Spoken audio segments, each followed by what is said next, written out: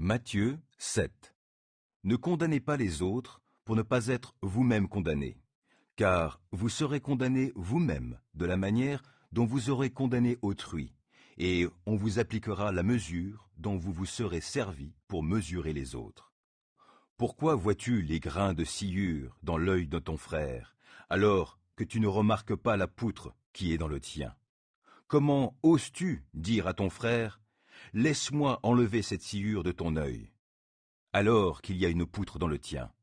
Hypocrite!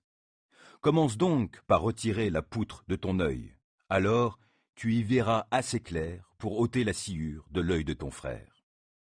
Gardez-vous de donner aux chiens ce qui est sacré, et ne jetez pas vos perles devant les porcs, de peur qu'ils piétinent vos perles, et que les chiens se retournent contre vous pour vous déchirer. Demandez, et vous recevrez. Cherchez, et vous trouverez. Frappez, et l'on vous ouvrira. Car celui qui demande, reçoit. Celui qui cherche, trouve. Et l'on ouvre à celui qui frappe. Qui de vous donnera un caillou à son fils quand celui-ci lui demande du pain? Ou bien, s'il lui demande un poisson, lui donnera-t-il un serpent? Si donc, tout mauvais que vous êtes, vous savez donner de bonnes choses à vos enfants, à combien plus forte raison votre Père céleste donnera-t-il de bonnes choses à ceux qui les lui demandent? Faites pour les autres tout ce que vous voudriez qu'ils fassent pour vous, car c'est là tout l'enseignement de la loi et des prophètes. Entrez par la porte étroite. En effet, large est la porte et spacieuse la route qui mène à la perdition. Nombreux sont ceux qui s'y engagent, mais étroite est la porte et resserré le sentier qui mène à la vie.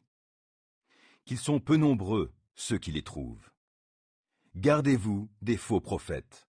Lorsqu'ils vous abordent, ils se donnent l'apparence d'agneaux, mais en réalité, ce sont des loups féroces. Vous les reconnaîtrez à leurs fruits. Est-ce que l'on cueille des raisins sur des buissons d'épines ou des figues sur des ronces? Ainsi, un bon arbre porte de bons fruits, un mauvais arbre produit de mauvais fruits. Un bon arbre ne peut pas porter de mauvais fruits, ni un mauvais arbre de bons fruits. Tout arbre qui ne donne pas de bons fruits est arraché et jeté au feu. Ainsi donc, c'est à leurs fruits que vous les reconnaîtrez. Pour entrer dans le royaume des cieux, il ne suffit pas de me dire « Seigneur, Seigneur !» Il faut accomplir la volonté de mon Père céleste.